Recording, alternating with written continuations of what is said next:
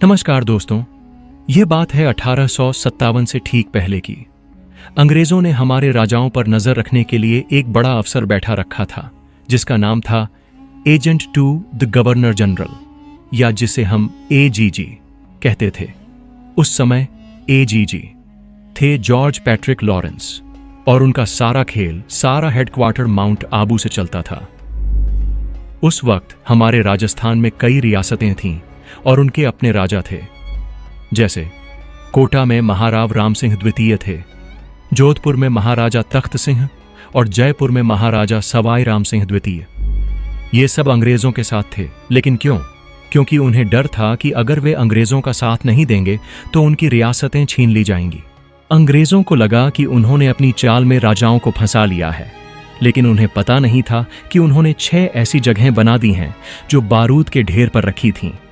ये थीं उनकी सैनिक छावनियां: नसीराबाद, नीमच, देवली, ब्यावर, एरिनपुरा और खैरवाड़ा। इनमें 5000 भारतीय सैनिक थे जो बस एक चिंगारी का इंतजार कर रहे थे, और वो चिंगारी आई चर्बी वाले कारतूसों से। अंग्रेजों ने नई बंदूकें दी थीं जिनके कारतूसों को मुंह से खोलना पड़ता था, लेकिन उन पर गाय और सूअर की चर्बी लगी थी। यह बात हर हिंदू और मुस्लिम सैनिक के दिल को छलनी कर गई। यह सिर्फ एक कारतूस नहीं था, यह उनके धर्म पर हमला था। राजस्थान में क्रांति की पहली कहानी नसीराबाद से शुरू हुई। यहां एक रेजिमेंट थी जिसका नाम था 15वीं बंगाल नेटिव इन्फेंट्री। ये सैनिक पहले मेरठ में थे, लेकिन जब मेरठ में विद्रोह शुरू हुआ तो अंग्रेजों ने उन पर शक किया और उन्हें वहां से नसीराबाद भेज दिया। सैनिकों को लगा कि यह उनका अपमान है। उन्हें लगा कि अंग्रेज उन पर भरोसा नहीं करते। और फिर आया वो दिन जिस दिन उनके गुस्से का बांध टूट गया। 28 मई 1857 को नसीराबाद के सैनिकों ने आखिरकार विद्रोह कर ही दिया। उन्होंने अपनी ही छावनी को लूट लिया, अंग्रेज अफसरों को मार डाला और पूरे कैंटोनमेंट को तबाह कर दिया। विद्रोह सफल रहा और यहां से ये विद्रोही सैनिक सीधे दिल्ली की तरफ चल पड़े ताकि वे भारत के बड़े विद्रोह का हिस्सा बन सकें। और इस तरह राजस्थान की धरती पर 1857 की क्रांति की पहली आग लग चुकी थी। नसीराबाद की आग की लपटें नीमच तक पहुंच चुकी थीं। यहां के अंग्रेज अफसर कर्नल एबॉट बहुत डरे हुए थे। उन्होंने एक चाल चली। उन्होंने अपने भारतीय सैनिकों को बुलाया और उनसे रानी विक्टोरिया की वफादारी की कसम खाने को कहा। लेकिन एक सैनिक ने उस अफसर की आंखों में आंखें डालकर कहा, जनाब, जब आपने हमारी कसम को तोड़ा तो हम आपकी कसम क्यों माने? उस सैनिक का नाम था मोहम्मद अली बेग।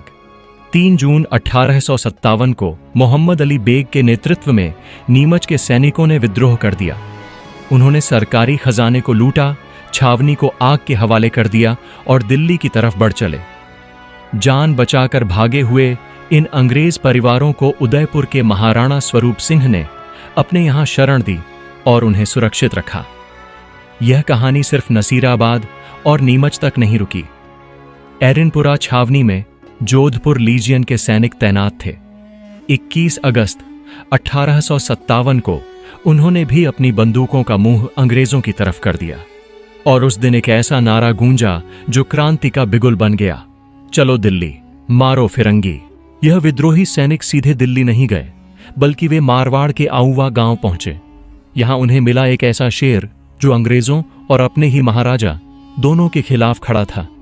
उस शेर का नाम था ठाकुर कुशाल सिंह चंपावत। ठाकुर कुशाल सिंह ने इन विद्रोही सैनिकों का नेतृत्व संभाला और उन्होंने 2 ऐसे युद्ध लड़े जिन्होंने अंग्रेजों के दांत खट्टे कर दिए। पहला युद्ध था बिथोड़ा का युद्ध।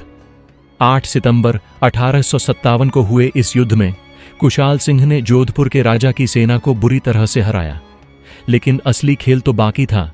10 दिन बाद 18 सितंबर को हुआ चेलावास का युद्ध। इस युद्ध को काले गोरों का युद्ध भी कहते हैं, क्योंकि एक तरफ भारतीय सैनिक थे और दूसरी तरफ अंग्रेज। इस युद्ध में अंग्रेजों के बड़े अफसर AGG जॉर्ज पैट्रिक लॉरेंस और जोधपुर के पॉलिटिकल एजेंट मैकमेसन को बुरी तरह से हार मिली। मैकमेसन को तो विद्रोहियों ने मार ही डाला और उसकी कटी हुई गर्दन को आऊवा के किले के गेट पर टांग दिया ताकि अंग्रेजों को सबक सिखाया जा सके। यह सिर्फ एक जीत नहीं थी, यह स्वाभिमान की जीत थी। आउवा के ठाकुर कुशाल सिंह ने अपने सैनिकों के साथ मिलकर अंग्रेजों के खिलाफ लड़ाई जारी रखी, लेकिन अंत में उन्होंने 1860 में अंग्रेजों के सामने आत्मसमर्पण कर दिया। उन पर विद्रोह का मुकदमा चला, लेकिन 1864 में अंग्रेज अफसर मेजर बर्टन ने उन्हें बरी कर दिया।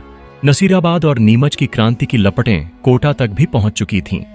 यहां के लोग अंग्रेजों से बहुत नाराज थे, लेकिन अंग्रेजों के एजेंट मेजर बर्टन इस बात से बेखबर था।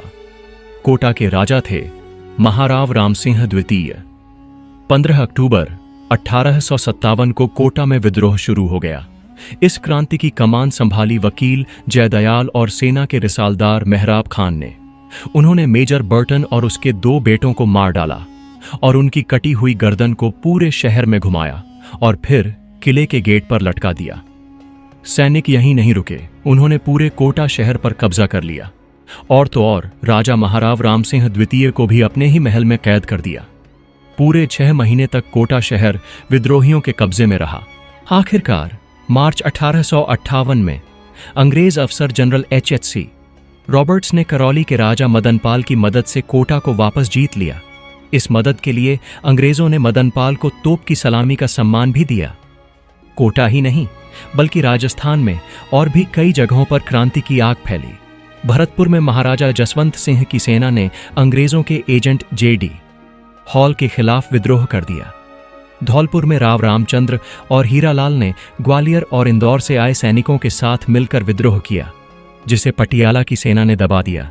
और टोंक में नवाब वजीरुद्दौला के खिलाफ मीर आलम ने मोर्चा संभाला। लेकिन एक बात जिसने इस क्रांति को कमजोर किया वह थी हमारे राजाओं की अंग्रेजों के लिए वफादारी। यह एक बहुत ही अजीब बात थी कि हमारे जागीरदार और कुछ सिपाही तो अंग्रेजों के खिलाफ लड़ रहे थे, लेकिन उनके अपने ही राजा अंग्रेजों का साथ दे रहे थे।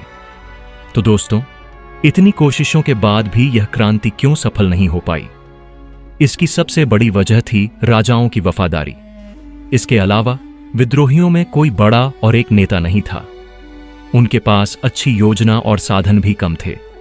सबसे खास बात, राजस्थान की आम जनता ने भी इस क्रांति में खुलकर हिस्सा नहीं लिया।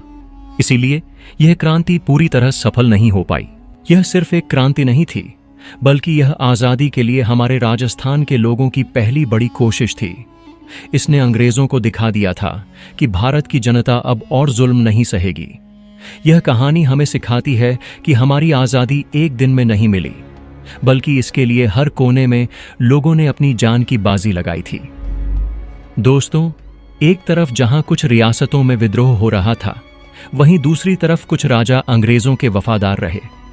इनमें से एक थे बीकानेर के महाराजा सरदार सिंह।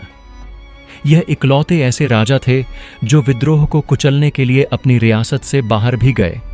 उन्होंने पंजाब तक जाकर अंग्रेजों का साथ दिया। अंग्रेजों ने उनकी इस वफादारी के लिए उन्हें टिब्बी परगने के कई गांव इनाम में दिए।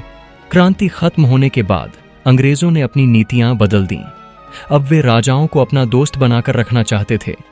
उन्होंने राजाओं को इनाम के तौर पर जमीन दी और उन्हें सितारा ए हिंद जैसी बड़ी बड़ी उपाधियां भी दी, ताकि वे हमेशा उनके वफादार बने रहें। तो दोस्तों, अगर आपको ये वीडियो थोड़ा भी पसंद आया हो या आपकी पढ़ाई में जरा सी भी मदद मिली हो, तो एक प्यारा सा लाइक जरूर कर दीजिए। और हाँ, अगर आपको सच में हेल्पफुल लगा तो नीचे कमेंट में एक थैंक यू लिख दीजिए। इससे हमें मोटिवेशन मिलेगा और हम आपके लिए और भी ऐसी काम की वीडियो लाते रहेंगे। चैनल को सब्सक्राइब करना बिल्कुल मत भूलिए, ताकि अगली वीडियो सबसे पहले आप तक पहुंचे। धन्यवाद दोस्तों।